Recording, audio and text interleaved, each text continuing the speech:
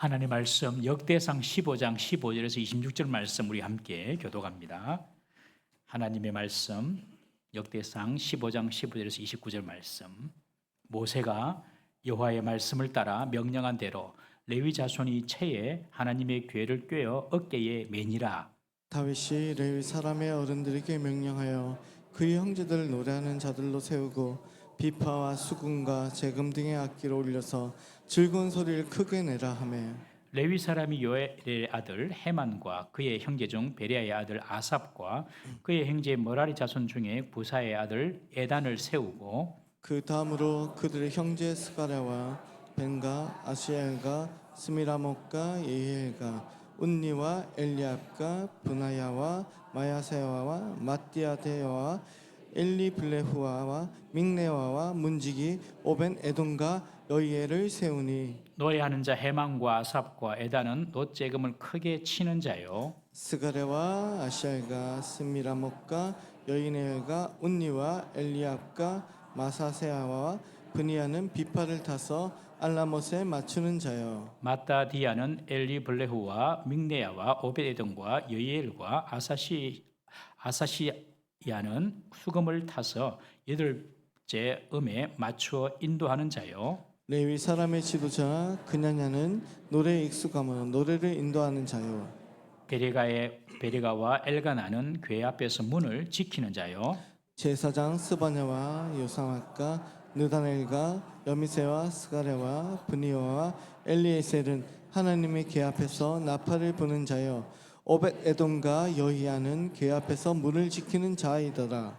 이에 다윗과 이스라엘 장로들과 천부장들이 가서 여호와의 언약궤를 즐거이 메고 오벳에돔의 집에서 올라왔는데 하나님이 여호와의 언약궤를 맨 레위 사람을 도우셨으므로 무리가 수송아지 7마리와 숫양 7마리로 제사를 드렸더라. 다윗과 및 궤를 맨 레위 사람과 노래하는 자와 그의 우두머리 그나냐와 모든 노래하는 자도 다 세마포 겉옷을 입었으며 다윗은 또 배 에봇을 입었고 이스라엘과 무리는 크게 부르며 뿔나팔과 나팔을 불며 재금을 치며 비파와 수금을 힘있게 타며 여호와의 언약궤를 메어 올렸더라. 29절 여호와의 언약궤가 다윗 성으로 들어올 때에 사울의 딸 미갈이 창으로 내다보다가 다윗 왕이 춤추며 뛰노는 것을 보고 그 마음에 업신여겼더라. 아멘.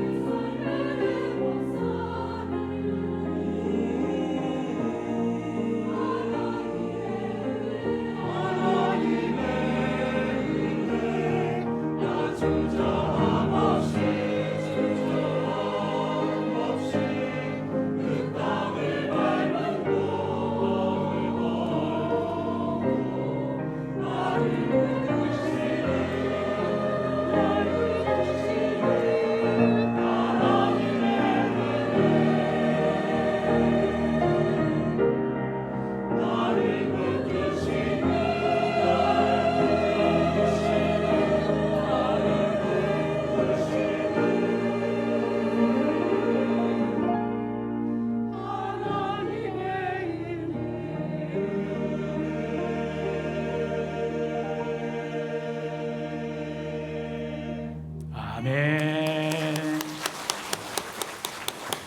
우리 앞뒤 좌우로 보시면서 그렇게 인사하겠습니다. 우리가 여기 있는 것이 하나님의 은혜입니다. 시작. 우리가 여기 있는 것이 하나님의 은혜입니다.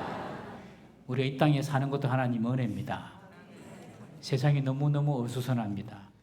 난리와 난리의 소문이 일어나고 나라 간에 전쟁이 일어나고 있습니다. 러시아, 우크라이나가 전쟁 중이고 이스라엘, 팔레스타인이 이어서 지금 이스라엘, 이란까지 침공을 했죠. 미국은 보십시오. LA 소요를 보십시오. 옛날에 미국을 대단한 나라다 싶은데 미국보다 우리나라가 더 좋은 것 같아요. 여러분들 대한민국의 대통령과 위증자들을 위해서도 기도 많이 해주십시오. 기업가를 위해서도 기도를 많이 해주십시오. 성경을 보면 이렇게 그렇게 기록되어 있습니다. 제가 마태복음 24장을 읽어드릴게요. 난리와 난리 소문을 듣겠으나 너희는 삼가 두려워하지 말라. 난리와 난리의 소문이 있지만 삼가 두려워하지 마라. 이런 일이 있어야 하되 아직 끝은 아니니라. 여러분, 난리와 난리가 일어날 때에 우리가 기억해야 될 것은 하나님의 때가 오고 있다. 이 사실을 기억해야 됩니다. 교회에 오지 않는 사람은 이게 무슨 말인지 모릅니다. 그냥 알아서 전쟁이 나겠지. 아닙니다, 여러분. 모든 세상의 역사는 성경대로 움직여집니다. 성경대로. 그래서 예측도 가능해요. 이스라엘은 절대로 안 망합니다. 왜냐하면 하나님께서 이스라엘을 지키시기 때문에 그렇습니다. 이스라엘만 지키는 것이 아니라 영적인 이스라엘인 하나님의 백성도 절대로 안 망합니다. 하나님께서 지키시기 때문에 그렇습니다. 여러분, 세상이 어수선할 때에 우리가 기억해야 될 것은 마지막 시대에 우리 믿음을 잘 지켜야 된다. 두려워할 필요는 없고 우리 믿음을 잘 지켜야 된다. 여러분, 우리 믿음을 잘 지키는 시작이 바로 주일 예배입니다. 주일 예배. 주일 예배 제대로 안 드리면서 무슨 믿음을 지킵니까? 주일 예배가 기본입니다. 기본. 그래서 우리가 주일 예배를 늘 기억하고 평일날에는 우리가 교회 나오지 못한다 하더라도 주일 예배는 잘 지켜서 이 마지막 시대에 여러분들에게 주신 금보다 더 귀한 믿음, 이 믿음 잘 지켜나가시기를 주님의 이름으로 축복합니다.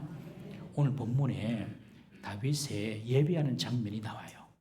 여러분, 다윗이 어떻게 하나님께 예배하며 어떻게 하나님을 기뻐했는지 우리가 배워야 합니다.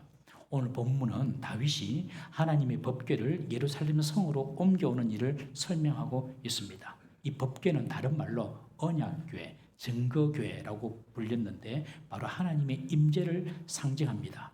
법궤 안에는 십계명 두 돌판과 아론의 쌍난 지팡이 그리고 만나 담은 항아리가 있습니다. 하나님께서 이스라엘 백성들에게 너희들이 이렇게 살아야 해 하고 십계명 두 돌판에 십계명을 주셨죠.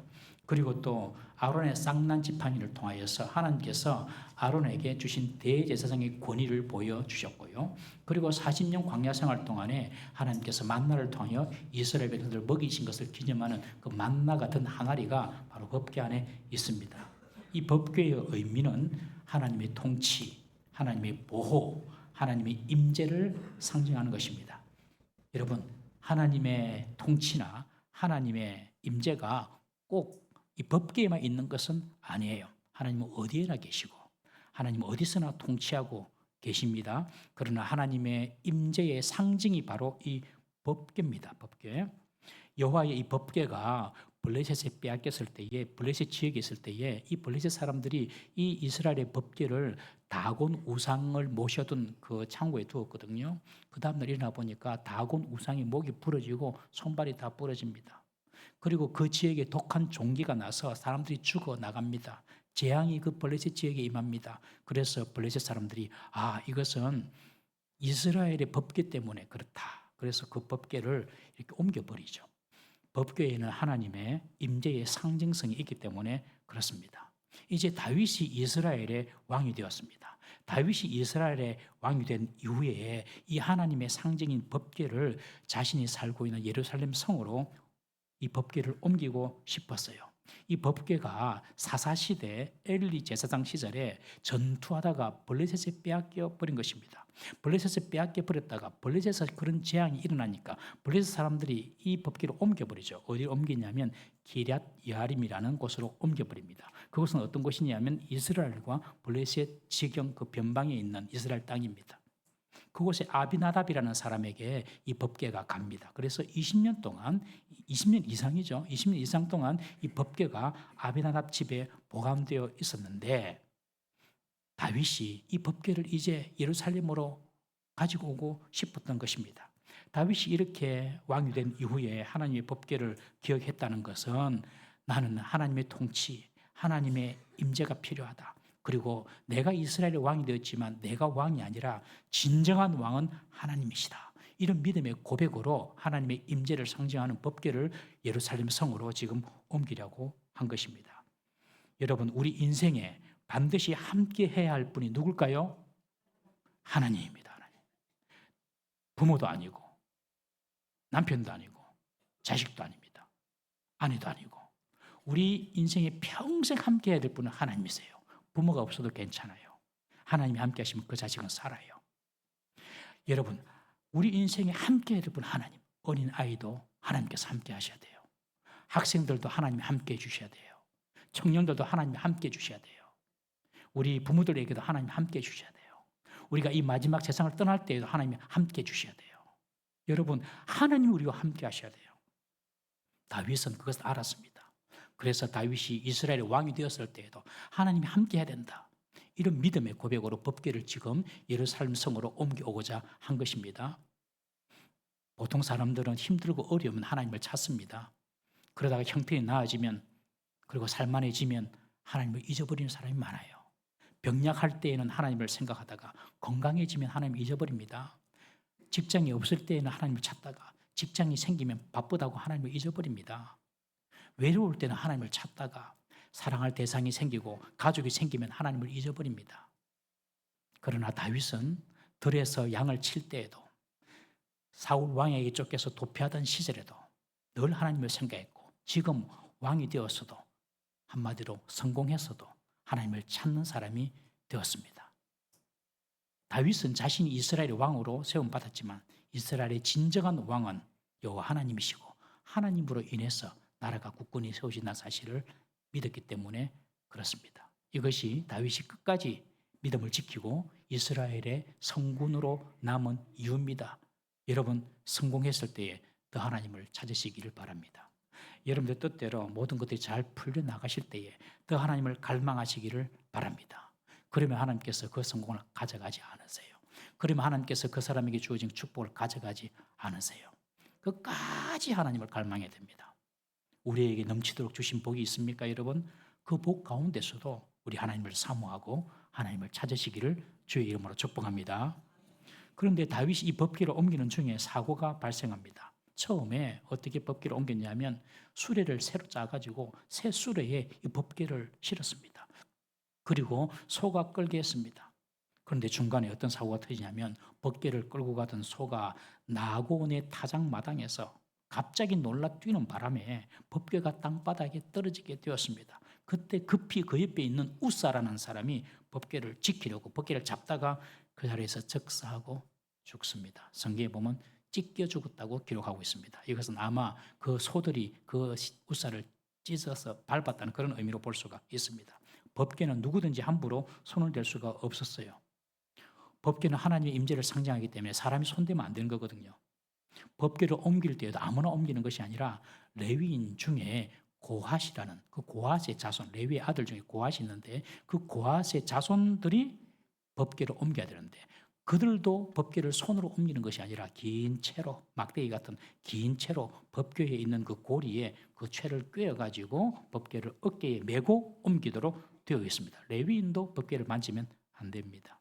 그런데 처음 법궤를 옮길 때에 블레셋 사람들이 자신들의 우상을 옮기듯이 새 수레에 법궤를 그냥 싣고 소가 끄는 대로 그렇게 법궤를 옮기다가 축제의 장이 초상집이 된 겁니다. 다윗이 그 사건을 보고 하나님이 두려워가지고 법궤를 더 이상 옮기지 못합니다. 와, 하나님 무서운 분이네. 그리고 옮기던 그 법궤를 오벳 에돔이라는 사람의 집에 그냥 줘버립니다. 네가 좀 보관해라. 여러분, 하나님은요 두려우신 분입니다. 절대로 기억해야 됩니다. 하나님은 무서운 분이에요. 하나님의 원칙과 법칙대로 안 하고 하나님 뜻대로 안 살면요, 하나님 백성에는 반드시 하나님께서 징계하십니다. 여러분 마음에 이러면 안 되죠. 안 될 것 같은데, 이건 안 될 것 같아, 이런 생각 들 때 있잖아요. 그때는 딱 돌아서셔야 돼요. 냉정히 끊고 돌아서셔야 돼요. 다윗이요 하나님이 두려웠습니다. 그래서 법궤를 더 이상 옮기지 못하고 오벳 에돔 집에 보관한 겁니다. 아무리 우리가 열심과 열정이 있다 하더라도 주님의 일을 할 때에는 하나님의 법과 원칙을 따라야 함을 일깨워주는 사건입니다. 법궤를 가지고 오는 것은 좋은 의도고 좋은 마음입니다. 그러나 그 방법이 하나님의 뜻에 순종하는 방법이 되어야 됩니다. 여러분, 열정이나 열심보다도 중요한 것이 하나님의 방법, 하나님 뜻에 순종하는 것입니다. 하나님의 일을 할 때에 하나님 방법보다 인간적인 방법, 인간적인 생각이 더 효율적이고 합리적으로 보일 때가 있습니다. 속으면 안 됩니다. 그러나 그 하나님의 방법만이 가장 완전하고 안전한 것입니다. 하나님의 뜻, 방법, 절차에 어긋나는 것은 오히려 해가 될 수가 있습니다. 하나님의 백성이 실패하고 실수하는 이유가 무엇입니까? 여러분, 하나님의 말씀의 법을 떠났기 때문에 그렇습니다. 주의 백성은 주의 말씀의 법 안에 있을 때에 안전한 것입니다. 여러분, 그렇지만 우리가 불순종하고 실패하고 실수했습니다. 어떻게 해야 됩니까? 다시 하나님의 말씀으로 돌아가야 하는 것입니다. 법궤가 오벳 에돔 집에 있은 지 석 달이 지났습니다. 그런데 법궤가 3개월 있는 그 동안에 성경에 보니까 오벳 에돔의 집과 소유가 복을 받았다, 그렇게 기록하고 있어요. 오벳 에돔 집에 법궤가 있었는데 오히려 그 오벳 에돔 집에서는 오히려 하나님께서 부으시는 복으로 그 소유, 물질이 풍성해지고 그 자녀들, 그 사람들이 복을 받았다라고 기록합니다. 3개월 만에. 여러분, 하나님의 복은요 3개월 만에도 올 수가 있습니다. 우리가 하나님을 제대로 섬기고 하나님을 제대로 믿으면요, 하나님의 복은 3개월 만에도 올 수가 있습니다. 여러분들이 간절히 기도하는 바, 여러분들이 원하는 바가 있습니까, 여러분? 그러면 그 기간 동안에 간절하게 하나님을 찾으십시오. 그리고 하나님이 내 앞에 내 곁에 계신다는 그런 믿음으로 거룩하게 사십시오. 3개월 만에도 하나님께서 복을 줍니다. 이 복이 오벳 에돔 집에 임했다는 소식을 다윗이 들은 거예요. 그러고 나서 그래, 다시 내가 법궤를 가져와야 되겠다 하고 2차로 법궤를 수송하는 장면이 오늘 본문의 내용입니다.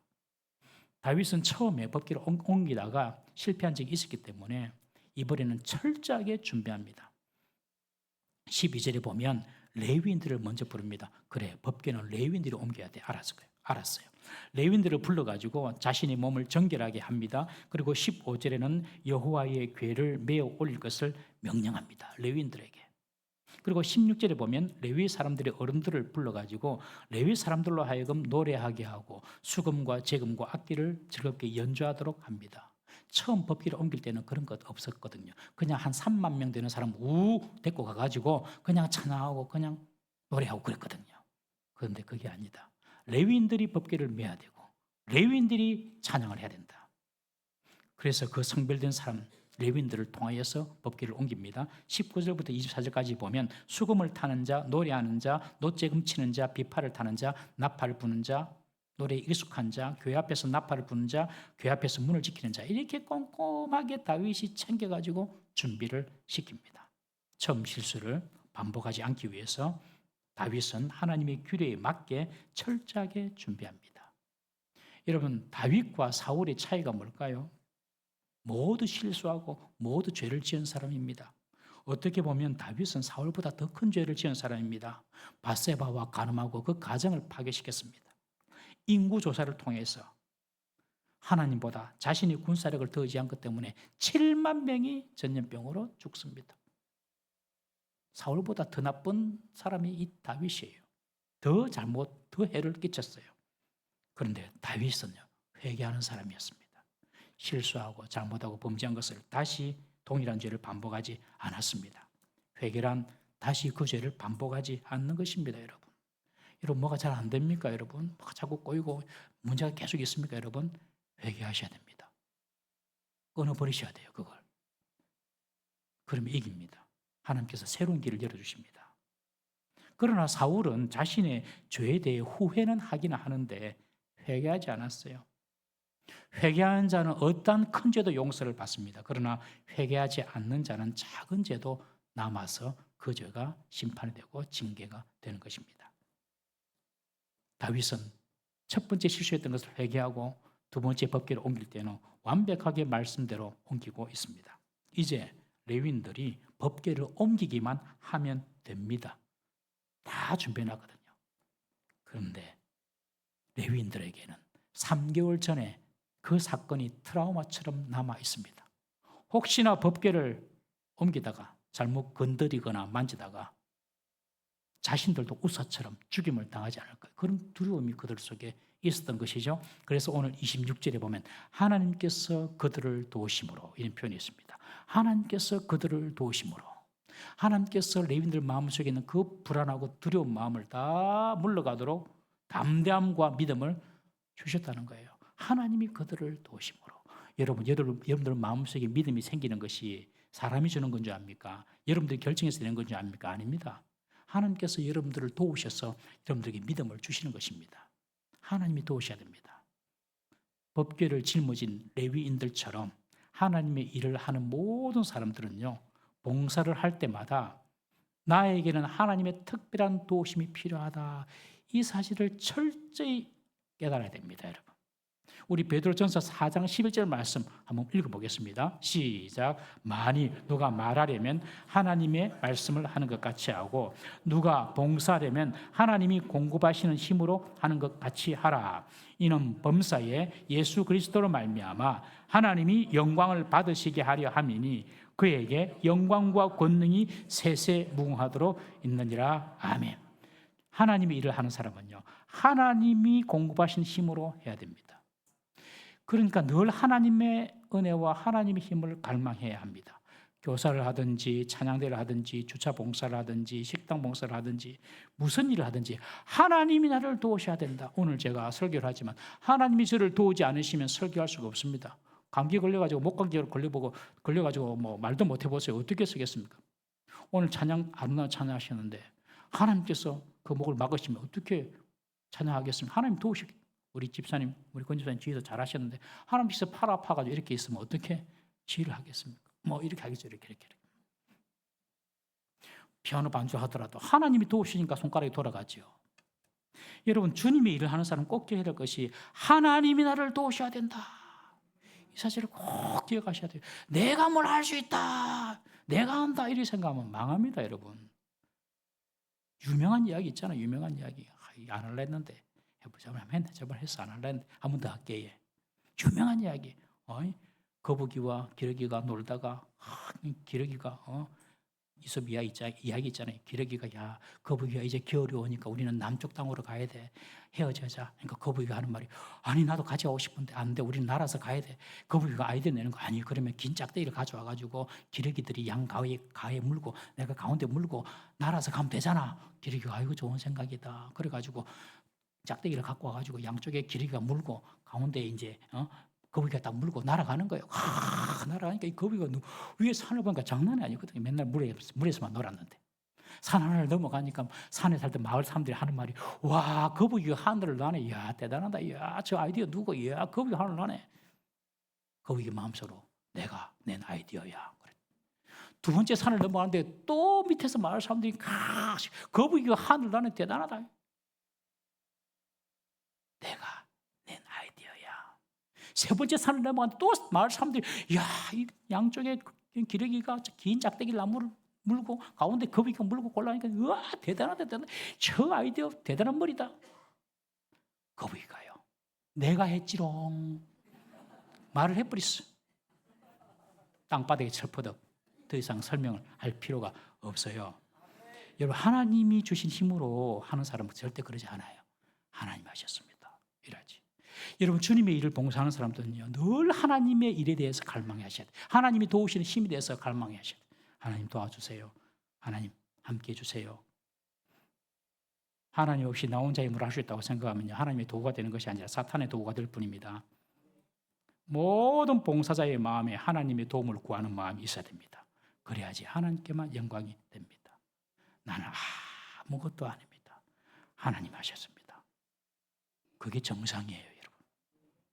이제 하나님의 도우심으로 레위인들 마음속에 있는 두려움이 다 떠나가고 담대히 법궤를 운반하게 됩니다.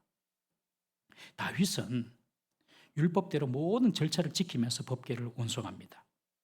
하나님의 임재를 상징하는 그 법궤가 예루살렘으로 들어온다는 것이 다윗에게 너무 감격스럽고 너무 감사했습니다. 그래, 이제 하나님께서 나와 함께 하시는구나.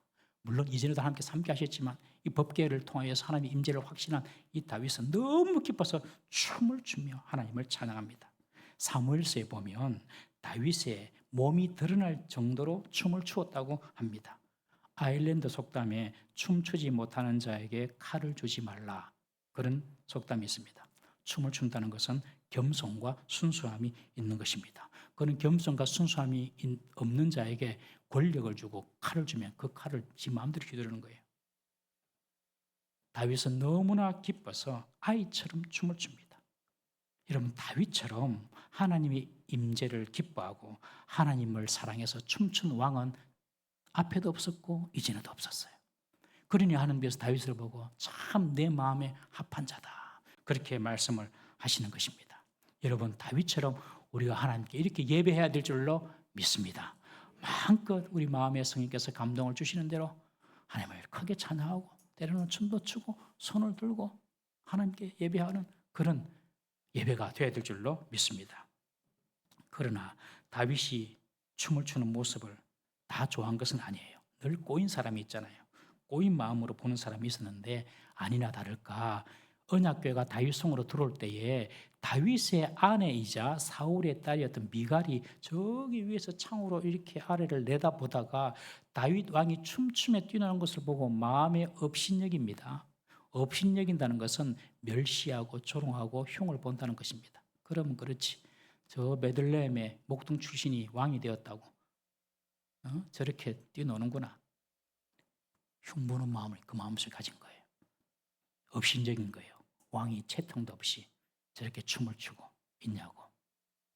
다윗과 온 이스라엘 공동체는 지금 법궤를 운송하면서 기쁨으로 이 예배 가운데 참여하고 있는데 미갈만 참여하지 못하고 이렇게 보고만 있습니다. 여러분, 보고 구경하는 사람 되면요, 판단하는 사람이 됩니다. 이렇쿵 저렇쿵 말만 합니다. 동참하고 참여하는 사람이 되면요, 은혜를 누리게 되는데 방관자가 되면은, 참여하는 사람이 안 되면요, 판단만 합니다. 여러분, 전도하자 그래도요, 우리가 올 초에 항상 전도 VIP를 정하지 않습니까? 올해는 꼭 이 사람에게 복음을 전해야 되겠다, 전도 VIP 정하자. 그러면 그거 뭐 정해서 뭐 하는데 뭐 이렇게 말한다니까요. 전도 안 하는 사람들이 1년에 2번씩 우리가 전도 행사를 가지면 그렇게 많은 돈을 들여가지고 한다고 그렇게 열매도 별로 없는 거 하려고 그러노? 왜요? 어떤 사람이, 전도 안 하는 사람이, 전도 안 하는 사람은 절대로 그러면 안 해요. 한 영혼이 천하보다 귀한 줄 알기 때문에, 한 영혼이 천하보다 귀한 줄 알기 때문에 그러면 안 해요. 전도 안 하시는 분들이 그런 말 해요. 우리 교회는 없습니다. 진짜로 없습니다. 진짜입니다. 코로나 팬데믹 때문에 사람들이, 성도들 중에 가난한 성도가 200만이 된다. 200만 말이 됩니까, 여러분? 200만이 가난한 성도예요. 가난한 성도가 뭔지 아시죠? 거꾸로 하면 가나안, 안 나가, 교회 안 나가, 교회는 안 나가. 그러나 나는 하나님 믿겠어. 그래서 집에서 TV 보면서 예배 드리시는 분들, 여러분 집에서 TV 보실 때 오늘 저녁에 준비해서 오십니까? 파자마 바람에 소파에 누워가지고 커피 한 잔 땡기면서 오늘은 찬양이 화음이 틀렸네, 장로님 기도가 오늘 왜 저렇게 기노, 목사님 왜 저런 예화를 할까? 보는 사람은요, 판단하고 평가합니다. 그러나 함께하는 사람은요, 하나님께서 베푸시는 은혜를 받습니다. 여러분, 그런 아주 질병으로 교회에 나오지 못한다든지 그런 상황이 어려울 때는 그렇게 예배를 드릴 수 있겠지만 우리가 보는 예배를 드려서는 안 됩니다. 여러분, 예배 드리면서 찬양을 뜨겁게 하고 그리고 또 눈물을 흘리며 기도하는 사람 보면 뭐 한다고 저렇게 인상을 쓰면서 기도까지 해서 막 부러지고 말이야. 좀 젠틀하게 딱 와가지고 예배 좀 폼 잡고 다 이렇게 멋지게 예배드리다가 그걸 깔끔하게 가야지. 뭐 교회 와가지고 기도한다고 울고 콧물 내고 뭐 부치 잡고 막 이러나 찌질하다. 그런 사람이 간혹 있습니다. 간혹. 우리 교회는 없습니다. 여러분 왜 그럴까요? 보는 예배를 드리기 때문에 그렇습니다. 보는 예배. 그 사람이 받았던 하나님의 은혜, 그 사람이 받았던 하나님께 대한 감동, 이거 보는 눈이 없어요. 그냥 형식적인 신앙생활을 하고 있기 때문에 눈에 보이는 것이 다인 줄 알고 자신하고 안 맞으면 판단하는 것입니다. 여러분 자신의 편견이나 자신의 눈을 의식하는 체면을 내려놓고 우리가 예배에 진심으로 하나님을 높이고 하나님을 찬양하고 감사하는 그런 예배자가 되어야 할 줄로 믿습니다. 미갈은 다윗에게 언약궤가 어떤 의미인지, 다윗이 언약궤를 얼마나 소중하게 생각하는지 그 마음 전혀 이해하지 못하고 그저 춤을 추고 이러니까 그거 보고 제신머리 없다고 채통을 지키지 못한다고 업신여긴 것입니다. 이것은 아버지 사울의 영향이 분명히 있습니다. 우리 역대상 13장 3절 말씀 한번 읽어보겠습니다. 시작. 우리가 우리 하나님의 궤를 우리에게로 옮겨오자.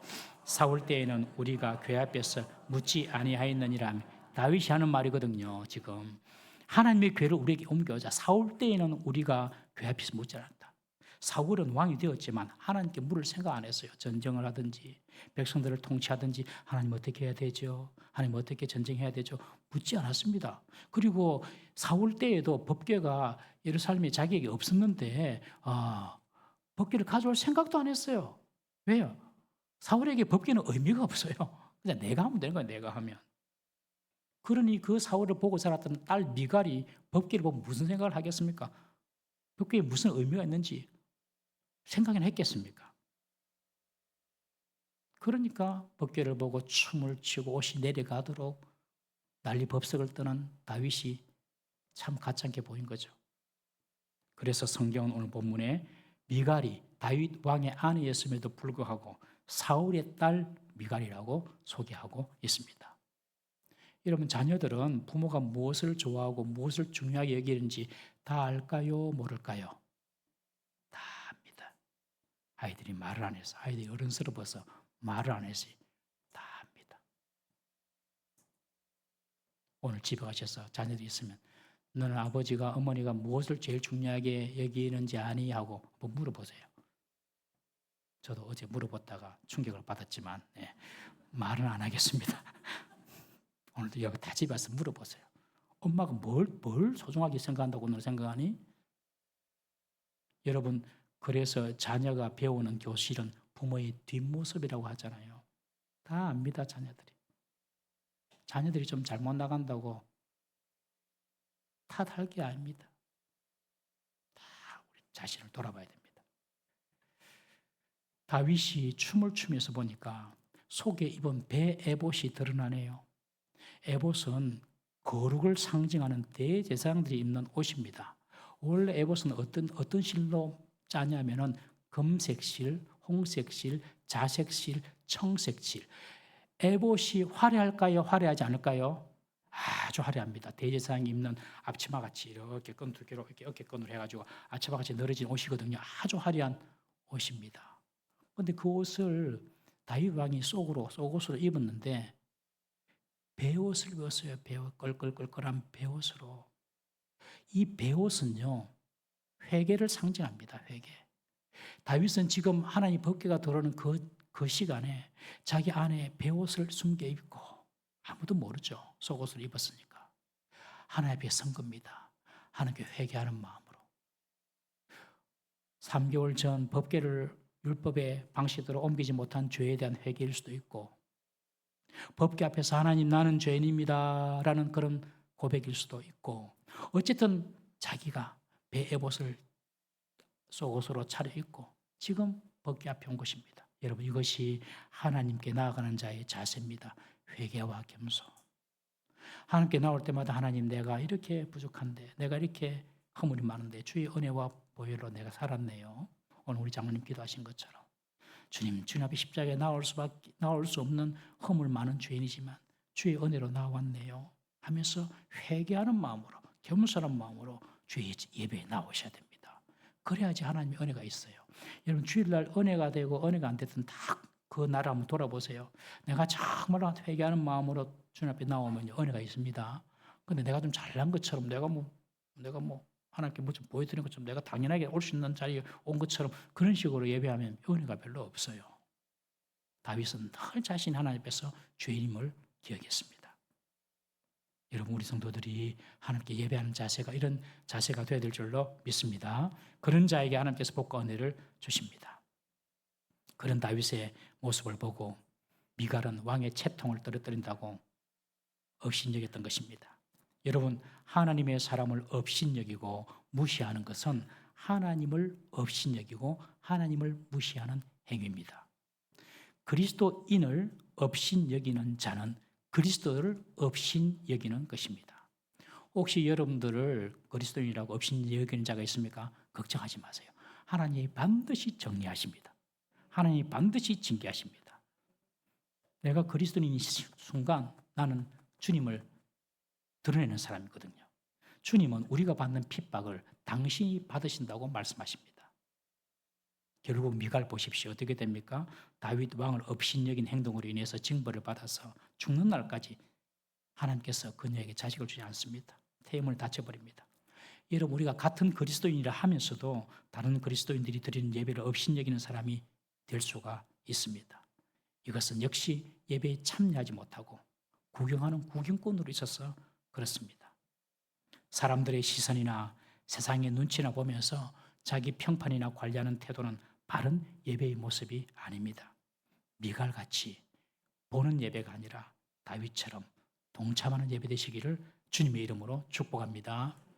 오늘 다윗이 법궤를 다시 예루살렘 성으로 옮기는 과정을 통해서 모든 일에 그 방법도 하나님의 방식과 하나님의 뜻에 순종해야 함을 배웠습니다. 그리고 하나님을 진심으로 기쁘게 섬기는 다윗의 모습을 보았습니다. 어떻게 예배해야 되는지 우리 모든 성도들도 예배의 방관자가 아니라 예배자로 하나님이 찾으시는 주의 백성 되기를 주님의 이름으로 축복합니다. 기도하겠습니다. 우리 이 시간에 한번 우리 자신의 예배 생활